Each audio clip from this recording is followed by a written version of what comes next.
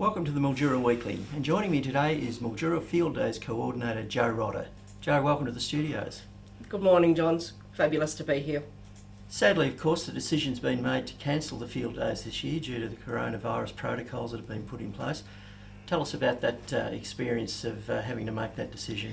Well, it's been a really difficult couple of weeks, John, with information coming in at a rapid pace and things changing extremely quickly. So with the Prime Minister's announcement that no gatherings of over 500 are to be held within 6 months, that kind of provided us with a little bit of clarity about our event in May. So we were looking at alternative dates later in the year, past that 6-month lockout period, which would have put us into September, October.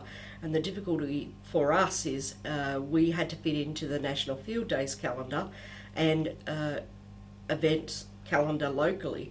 There just simply wasn't a date that was suitable for us to hold the field day later in the year, and so the field day committee last night made the decision to cancel the 2020 event altogether.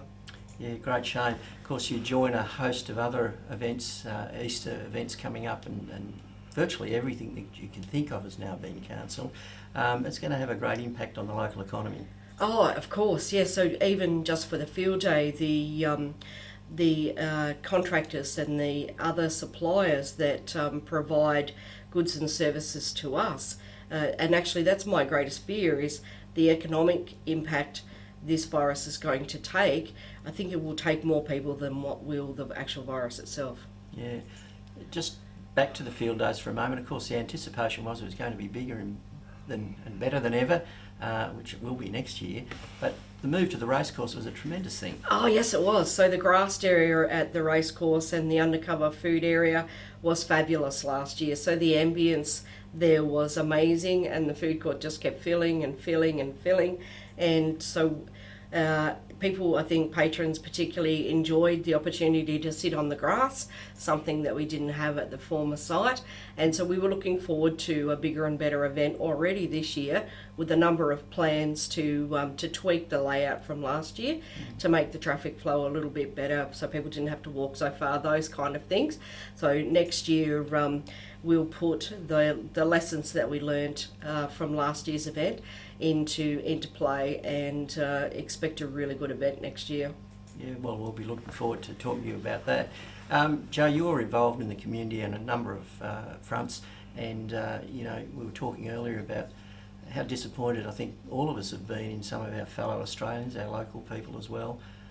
This panic buying and sort of selfishness that we don't normally see in the Australian character. Yeah, no, that's right. I was standing in the supermarket a couple of days ago, John, and I just had to shake my head, because that is so un-Australian for people to behave like that.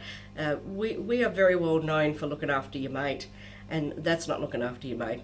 No, indeed it isn't. Well, look, Jo, unfortunately we have to be discussing the cancellation of the field days, but we look forward to talking to you through the coming period, because you're always a good source of information, and we thank you for your time today. No worries. Thanks very much, John. It's been a pleasure. And be sure to get all your local news at milduraweekly.com.au.